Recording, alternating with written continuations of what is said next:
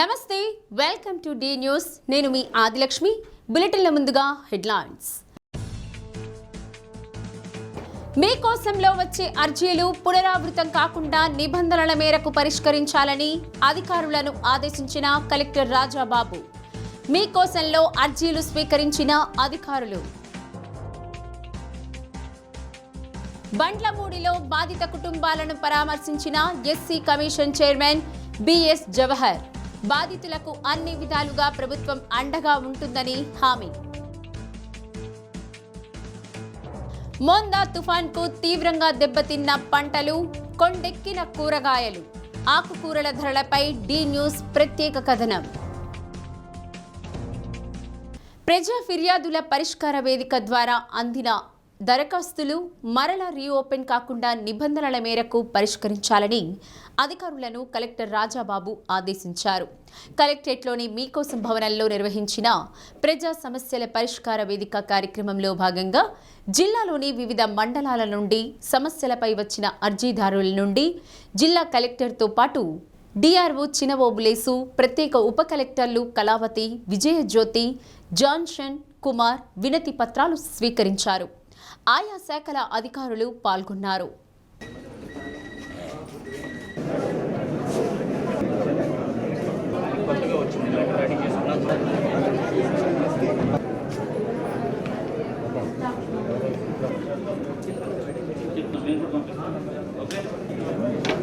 Housing PD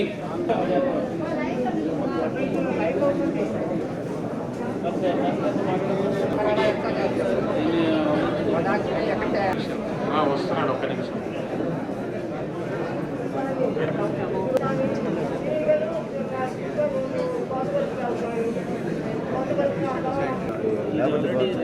ALO గారు delegate ALO గారు వాళ్ళు అటెండ్ కాలేదు సార్. నేను అగైన్ ఆ హెడ్ చూడని కాల్ చేయవలసి వస్తుంది. అండ్ మళ్ళీ కొత్తగా అక్కడ వింటున్నారు.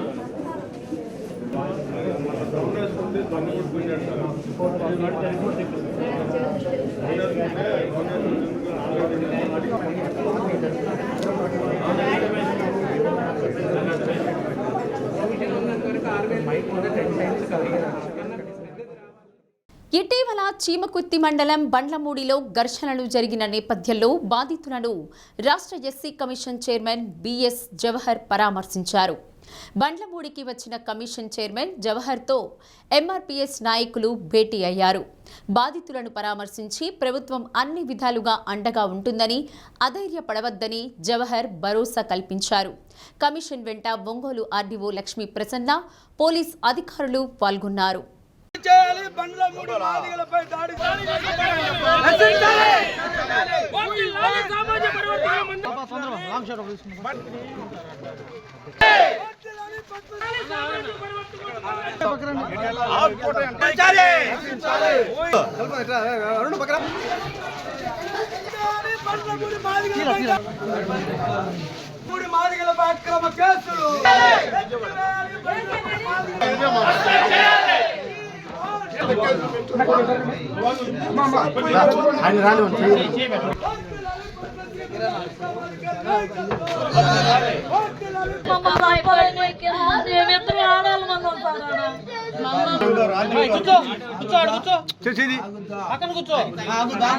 అందరూ వచ్చారంటే మేమందరం వచ్చారండి. ఎంటున్నాం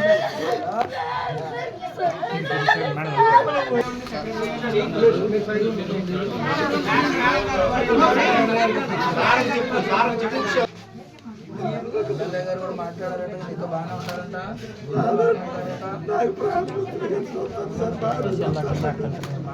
చూడు సార్, ఇంకా ఈ అబ్బాయి కొడుకు చిన్నపిల్లాడు సార్. ఆ అబ్బాయి అలా 20 రోజుల దానికి మనసులోనే ఉండదు సార్. అదేం పర్లేదు, చెప్దాం.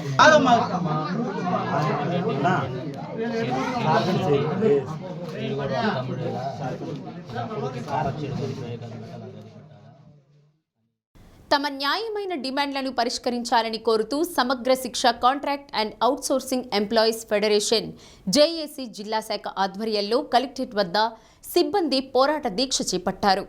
రాష్ట్రంలో కూటమి ప్రభుత్వం ఏర్పడి 15 నెలలు దాటినప్పటికీ ఇంతవరకు తమ డిమాండ్లు పరిష్కారానికి నోచుకోలేదని ఫెడరేషన్ జిల్లా ప్రధాన కార్యదర్శి కళ్యాణి ఆవేదన వ్యక్తం చేశారు. సమ్మెకాలపు ఒప్పందాలు అమలు చేయాలని, హెచ్ఆర్ పాలసీ ప్రకటించాలని, దశాబ్దాలుగా పనిచేస్తున్న తమను రెగ్యులర్ చేయాలని డిమాండ్ చేశారు. జిల్లా అధ్యక్షుడు హరిబాబు, కార్యనిర్వాహక అధ్యక్షుడు పివి మహేష్ తదితరులు పాల్గొన్నారు.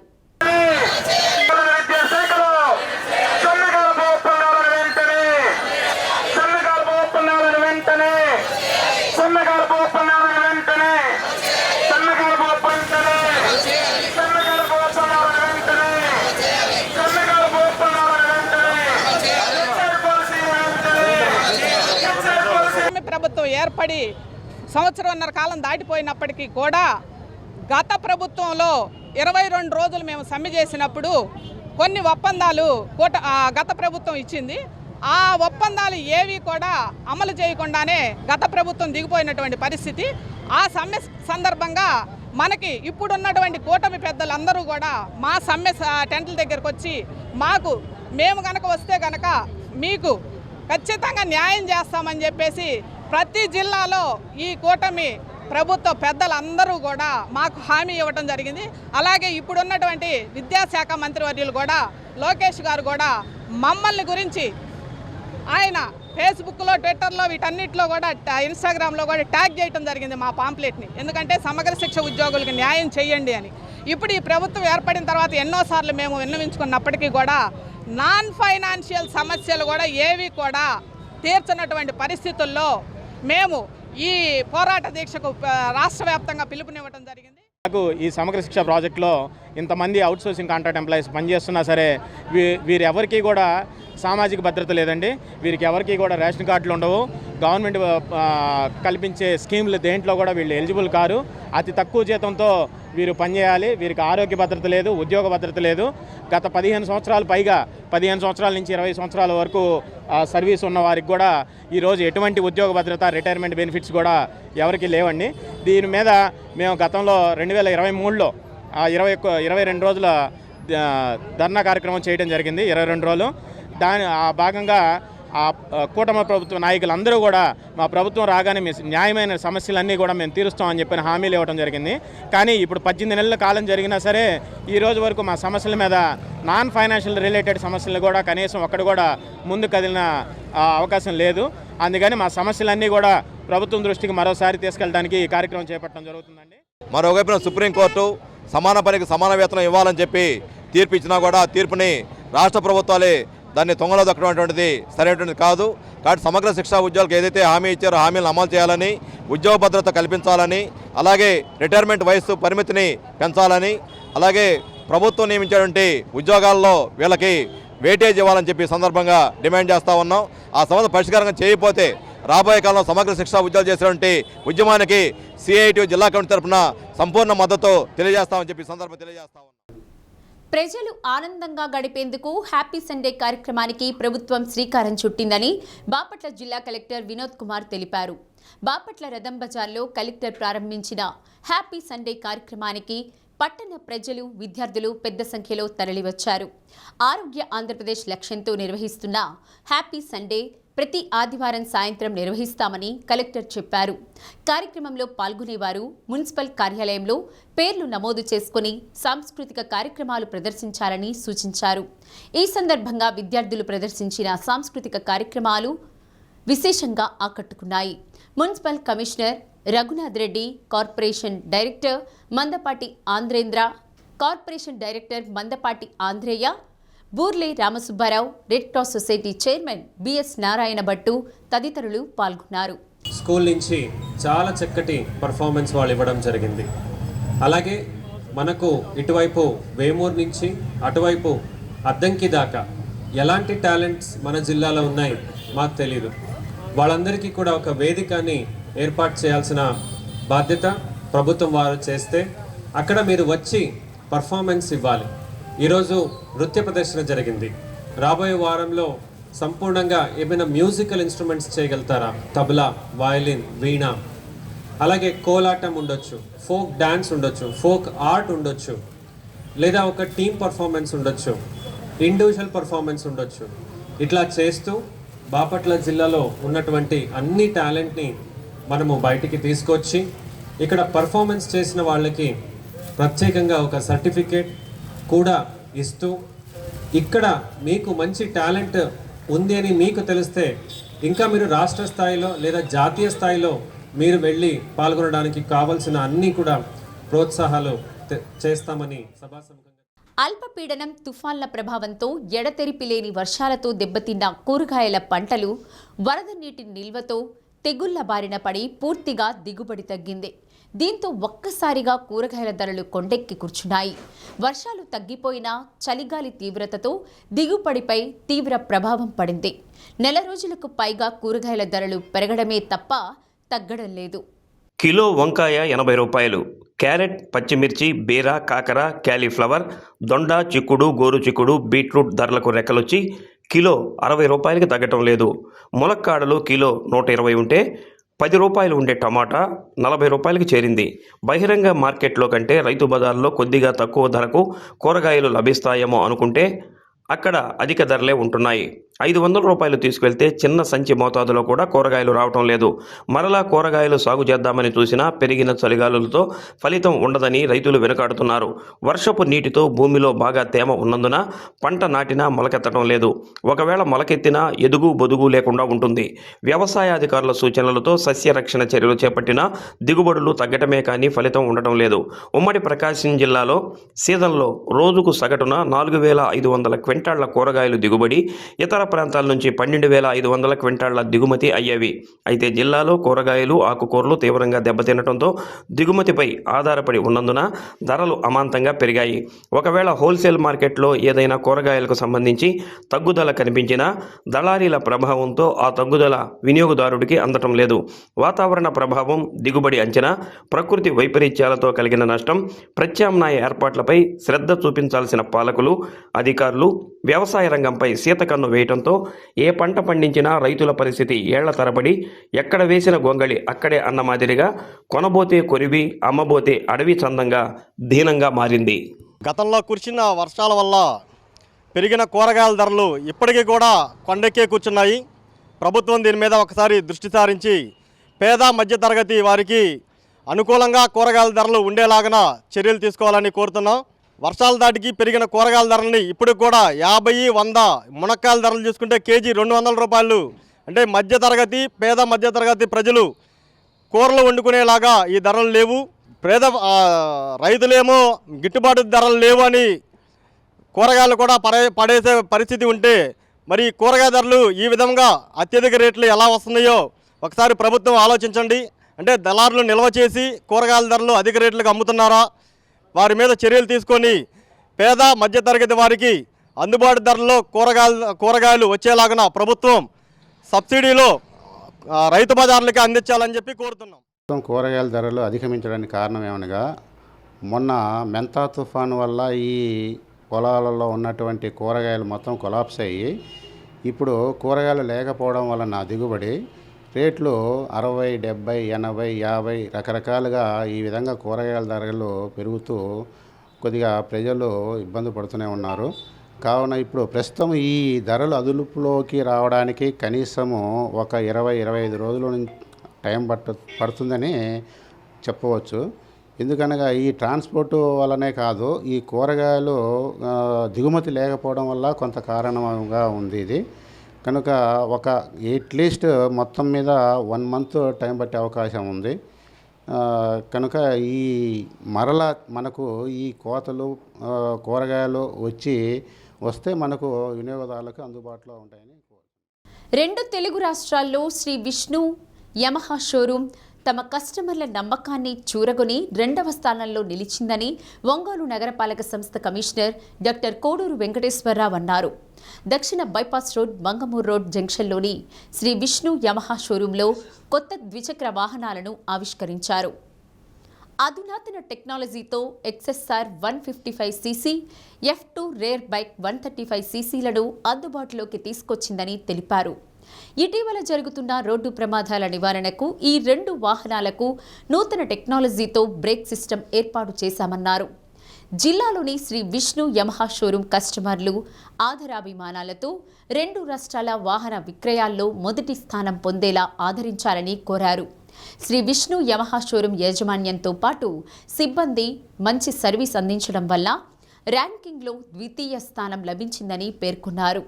కార్యక్రమంలో షోరూం యజమాని సుబ్రహ్మణ్యం మరియు సిబ్బంది పాల్గొన్నారు.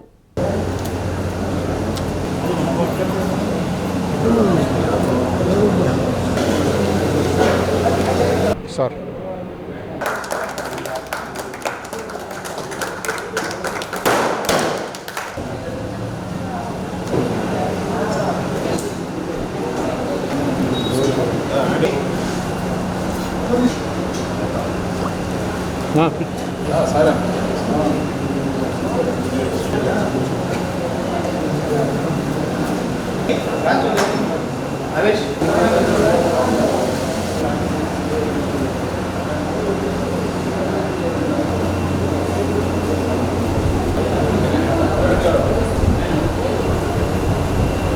విష్ణు మోటార్స్ యమహా షోరూంలో 2 నూతన మోడల్స్ ఆవిష్కరించడం జరిగింది.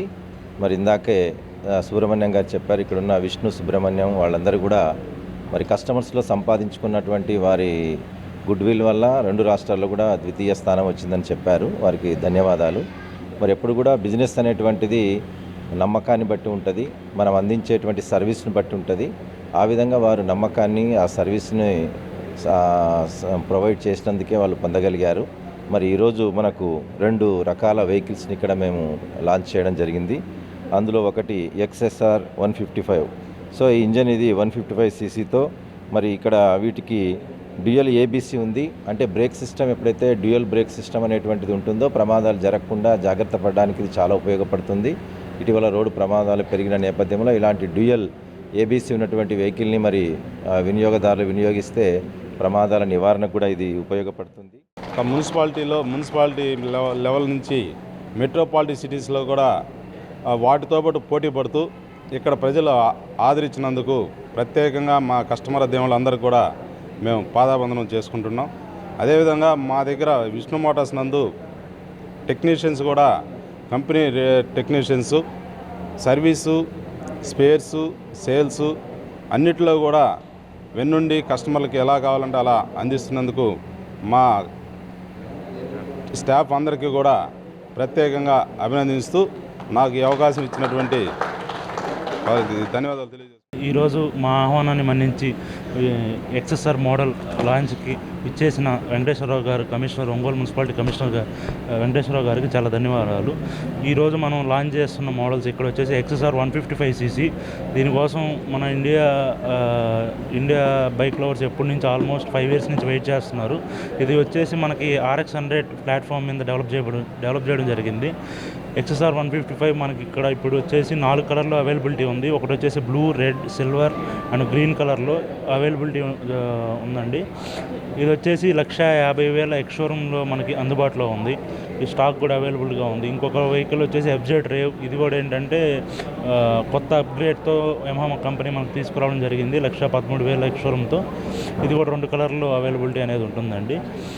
ఈ వెహికల్స్ లాంచ్ చేయడానికి ఈరోజు సహాయించిన మా స్టాఫ్ అండ్ మా సబ్ డీలర్స్, మా బ్రాంచ్ మీడియా మరియు నా ఫ్రెండ్స్ అందరికీ చాలా థ్యాంక్స్. సత్యసాయిబాబా శత జయంతి ఉత్సవాల సందర్భంగా సత్యసాయి విద్యాలయం విద్యార్థులు, చిన్నారులు ప్రదర్శించిన సాంస్కృతిక కార్యక్రమాలు ఆకట్టుకున్నాయి. స్వామివారిపై రచించిన సంకీర్తనలతో భజన కార్యక్రమం నిర్వహించారు. భగవాన్ సత్యసాయి ప్రబోధాలను వినిపించారు. మందిరం కార్యదర్శి కోడెల శ్రీనివాసరావు కార్యక్రమాలను పర్యవేక్షించారు.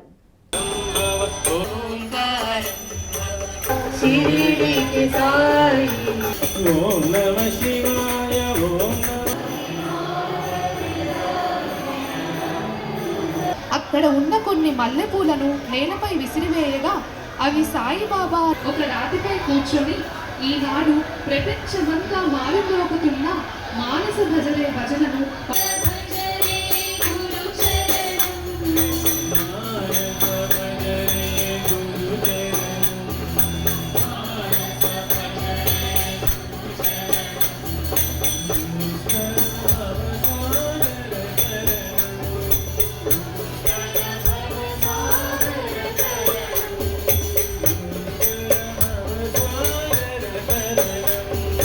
భగవాన్ శ్రీ సత్యసాయిబాబా వారి జన్మదినోత్సవం 100వ జన్మదినోత్సవం సందర్భంగా ఒంగోలు కార్యక్రమంలో ప్రారంభించడం జరిగింది.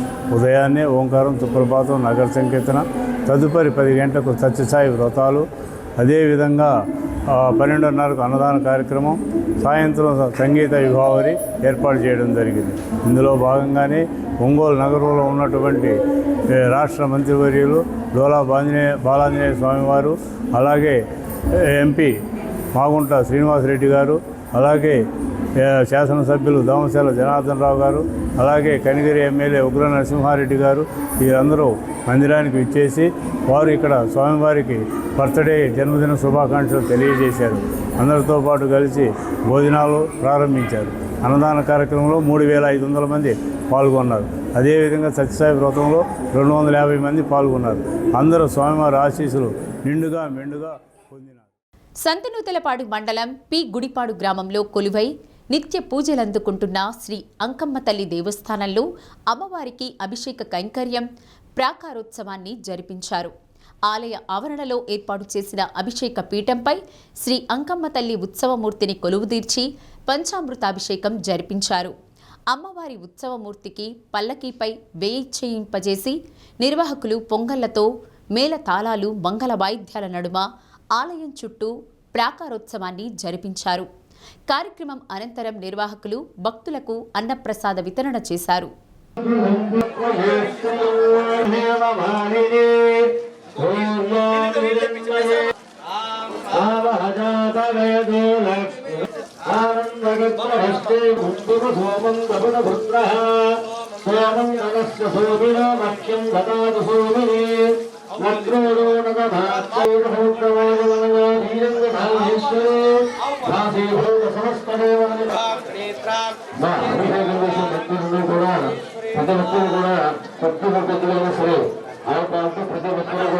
కూర్చున్నాము.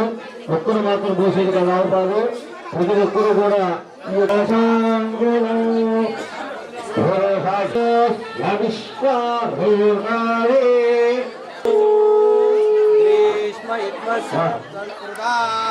కొద్దిగా ప్రతి ఒక్కరు కూడా కూర్చున్నాము. తొందర లేదు. అందరూ నిదానంగా ముందుకు వచ్చి ఆవుల పాలకు కొద్దిగా పడవాలేదు. అందరూ ప్రతి ఒక్కరు కూడా చక్కగా అమ్మవారికి చక్కగా వేదమంత్రాల పూర్వకంగా అభిషేకం చేసుకుని చక్కగా ఆవు పాలతో అమ్మవారికి చక్కగా అభిషేకం చేసుకుని అమ్మవారికి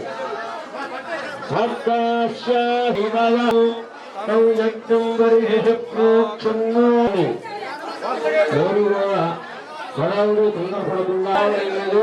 నిదానంగా లైన్లో వచ్చి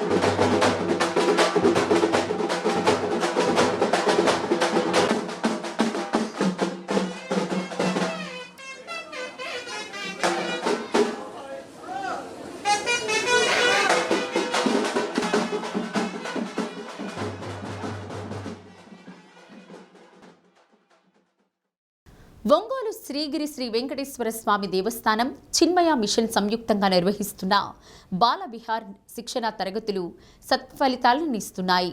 బాల్య దశ నుండి చిన్నారులకు సరైన శిక్షణ ఇస్తే వారు భావితరం కథకులుగా, రచయితలుగా, కళాకారులుగా రూపొందుతారనే సత్యాన్ని బాల విహార్ శిక్షణ తరగతులు నిరూపిస్తున్నాయని చిన్మయ మిషన్ ప్రబోధకులు పవిత్ర చైతన్య అన్నారు.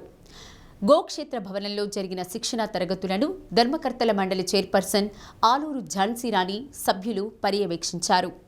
సింహం చర్మం చూసింది. అది సింహం చర్మం పైన పెట్టుకొని ఊరిలోకి వెళ్ళి అందరినీ భయపెడదాం అని చూసింది. చదువుకున్న సౌఖ్యము ఉండదు. చదివే సరసునకుడు చదువు మరణమెరిగి చదువురా విశ్వదాభిరామ వినురవేమ.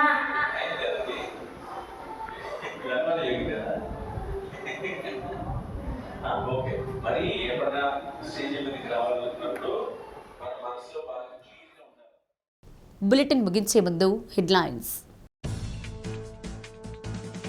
మీకోసంలో వచ్చే అర్జీలు పునరావృతం కాకుండా నిబంధనల మేరకు పరిష్కరించాలని అధికారులను ఆదేశించిన కలెక్టర్ రాజాబాబు. మీకోసంలో అర్జీలు స్వీకరించిన అధికారులు. బండ్లమూడిలో బాధిత కుటుంబాలను పరామర్శించిన SC commission chairman BS Jawahar. బాధితులకు అన్ని విధాలుగా ప్రభుత్వం అండగా ఉంటుందని హామీ. మోందా తుఫాన్కు తీవ్రంగా దెబ్బతిన్న పంటలు, కొండెక్కిన కూరగాయలు, ఆకుకూరల ధరలపై డి న్యూస్ ప్రత్యేక కథనం. డి న్యూస్లో నేటి మాట. జీవితం చాలా విచిత్రమైనది. ఎందుకంటే ఎవరితో ఎవరు ఎంతకాలం కలిసి ఉంటామనేది ఎవ్వరూ చెప్పలేరు.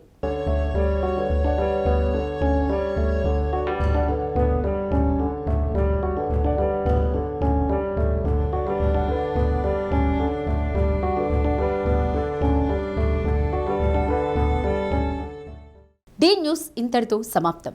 ఇవి బులెటిన్ విశేషాలు. తిరిగి మరో బులెటిన్లో కలుద్దాం.